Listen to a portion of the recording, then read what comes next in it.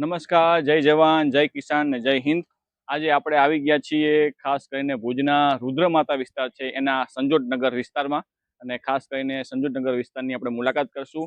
અહીંયા વસતા પરિવારો છે જે કચ્છી કલા સાથે જોડાયેલા છે, તો એ કલાઓ સાથેની આપણે જે કસબીઓ છે એની મુલાકાત કરશું અને તમને સંજોટનગર વિસ્તાર બતાવવા માટે તમને અમે કોશિશ કરશું.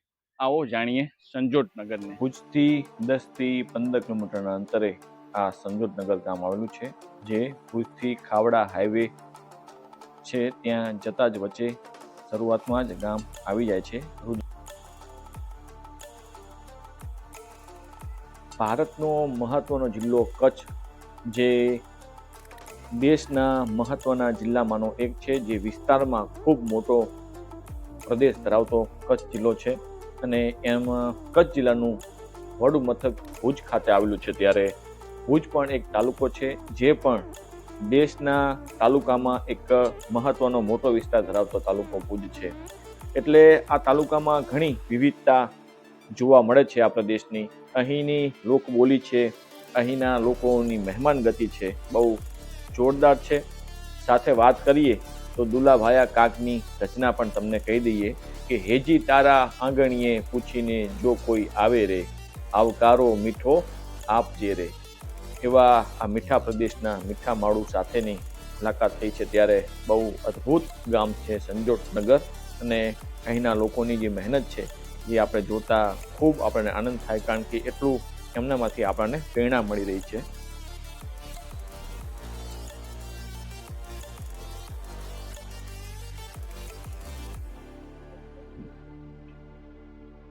આવી જાઓ, સરસ બાળકો. કેટલું ભણો તમે? 3જી ભણો એમ? આ તારા ભાઈ છે પાછળ? અચ્છા, બેન છે એમ? બધા ભણો છો ને? સરસ. લો, ધનજીભાઈ ના ઘરે આવ્યા છીએ. તમે જે કચ્છી ભૂંગો કહો તો આપણે કચ્છી ભૂંગાની અંદર ખરેખર કેટલી અદ્ભુત વસ્તુઓ એમને ગોઠવી છે. તો ધનજીભાઈ ને પૂછીએ કે ધનજીભાઈ, પેલા આ વસ્તુ તમે કયા નામથી અમને જાણો છો? આનું નામ છે સંજીરો. સંજીરો. આ વસ્તુ અમે મતલબ અત્યારે તિજોરી કેમ કહેવાય, હા હા હા, એવી રીતે આ તિજોરી પહેલા જમાનાની. બરાબર. નાની મોટી જે કાંઈ હવે પણ જે નાની મોટી વસ્તુ હતી એ આમાં રાખતા. બરાબર. આને કહેવાય કોઠારી.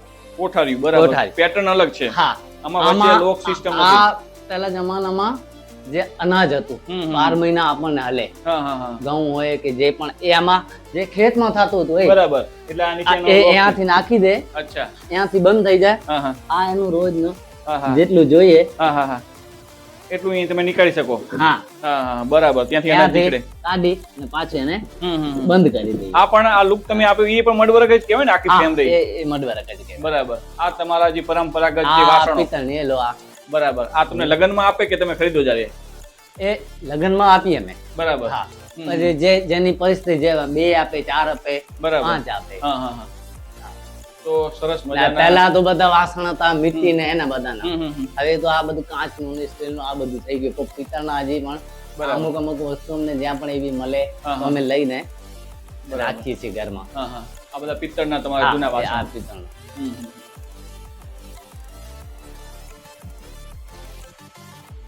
તો આ છે કચ્છનું ગ્રામીણ જીવન. ભવ્ય છે, અદ્ભુત છે. આ તમે આ બધી ડિઝાઇન કરી તમારી પચ્છમની જ છે ને બધી? નહીં, આ ડિઝાઇન આ કચ્છી ડિઝાઇન મતલબ કચ્છી. હા, આ ઓરિજિનલ ભૂંગાનો લુક આવ્યો. ઓરિજિનલ.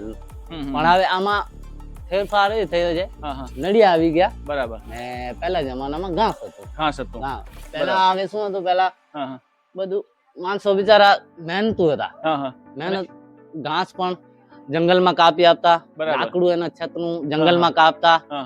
હવે આ વસ્તુને આખી આ ઓરિજિનલ દેશી હોય ને તો આ વસ્તુને હર વર્ષે મેન્ટેનન્સ બહુ કરવું પડે. અચ્છા. 2 વર્ષ પછી ઘાસ નવું લગાવવું પડે. પછી આખું લીપણ હોય. બરાબર. તો વરસાદમાં પાછું ધોવાય તો પાછું એને કામ કરવું પડે. એટલે અત્યારે હવે કોઈ તકલીફ નહીં. હવે મતલબ લુક આ જ છે. આ જે તમે ફ્રેમ બનાવી એ કઈ ફ્રેમ કહેવાય?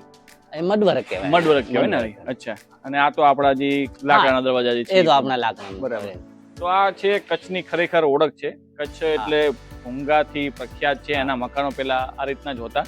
પહેલા મકાનો માટીથી કરતા, ઉપર ઘાસ લગાવવામાં આવતું. હવે પેટર્ન બદલાણી છે, લુક બદલાણો છે, પણ ભૂંગાની ડિઝાઇન એ જ છે. હા, એ જ છે.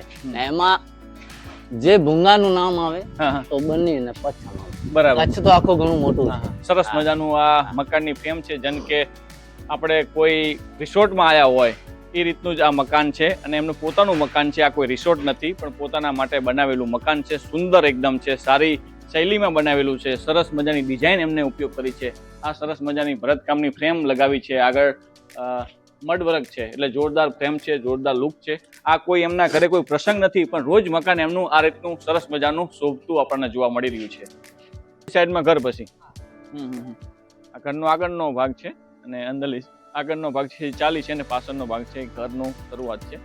અને સરસ મજાની ફ્રેમ બનાવી છે અલગ અલગ મડવર્કથી, કારણ કે દિલ ઉમેર્યું છે એમને, કારણ કે તો જ આ વસ્તુ થઈ શકે, કારણ કે એમનો આત્મા એની સાથે જોડાયેલો છે, એમનું કલ્ચર છે, અને કલ્ચર છે ત્યાં સમાજ જીવન સરસ મજાનું ધબકતું આપણને મારવાડા સમાજનું જોવા મળી રહ્યું છે. પશ્ચિમથી આવેલા લોકોનું અદ્ભુત કલા કસબી છે, કે જે દુનિયામાં કચ્છનું નામ વધુ ને વધુ રોશન થઈ રહ્યું છે. હા હા હા બરાબર. હવે તો 12 વર્ષ પંજાબી છે કે આઈટી જેવું કરે. બરાબર. પછી 14 વર્ષ પછી નીકળ્યું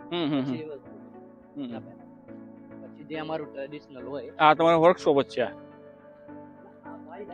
બરાબર. અહીંયા મકાન છે ને. હા હા હા અદ્ભુત છે. દરેક મકાનને તમે જુઓ, વધુ ખર્ચો કરવાની ક્યાંય જરૂર નથી.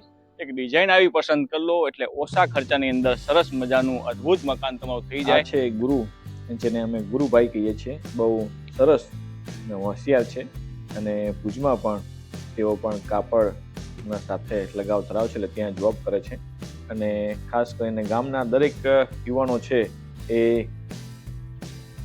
દરેક જગ્યાએ પોતાનું કંઈક ને કંઈક કામ સાથે જોડાયેલા છે. ત્યારે પોતાની હસ્તકલાની વસ્તુ હોય કે કાપડ ક્ષેત્રની અલગ અલગ વસ્તુઓ સાથેનો નાતો હંમેશા રહ્યો છે. ત્યારે એમના ગામની જ્યારે મુલાકાત અમને નજીકથી બતાવી રહ્યા છે, ત્યારે ગામ નાનું ગામ છે, પણ સુંદર ગામ છે.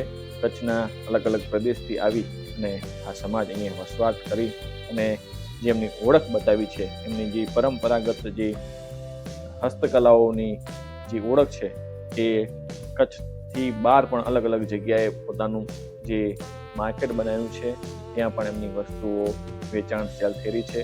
સાથે એમના પરંપરાગત આ મકાનો છે, એ જે કચ્છી ભૂંગા તરીકે આપણે જાણીએ છીએ, અને સરસ મજાનું એમનો વસવાટ છે, ખુલ્લો પ્રદેશ છે. રુદ્રમાતા ડેમની નજીક આ સંજોટનગર આવેલું છે, અને રક્ષક વનની પાસે કહેવાય. એટલે ખરેખર બહુ અદ્ભુત અને સરસ ગામ આપણને જોવા મળ્યું છે. ત્યારે જે કચ્છને આપણે જે રીતે જાણીએ છીએ, જોઈએ છીએ, એ આપણને એની ઝલક જરૂર અહીંયા દેખાઈ રહી છે. કારણ કે એ લોકોની પોતાની મહેનત છે. કોઈ પણ ભૂંગો સજાવવો, કોઈ પણ ઘર એમનું પોતાનું બનાવવું, તો એમાં એ લોકોનું સતત ભાગીદારી હોય છે. ક્ષેત્રનો ગ્રામીણ પ્રદેશ છે, એમાંનું મહત્વનું ગામ એટલે સંજોટનગર ગામ છે. એનો મહત્વનો પ્રદેશ રુદ્રમાતા વિસ્તાર છે. એમાં અમે તમને કલા વારસો, અલગ અલગ ગામના કસબીઓ, કલાકારોનું તમને જીવન ધોરણ બતાવ્યું. ગામડું તમને કેવું લાગ્યું જરૂરથી લાઇક કરજો, કમેન્ટ કરજો, અને સબસ્ક્રાઇબ કરવાનું ભૂલતા નહીં. નવા વિડીયો સાથે જરૂર મળશું. થેન્ક યુ, ધન્યવાદ.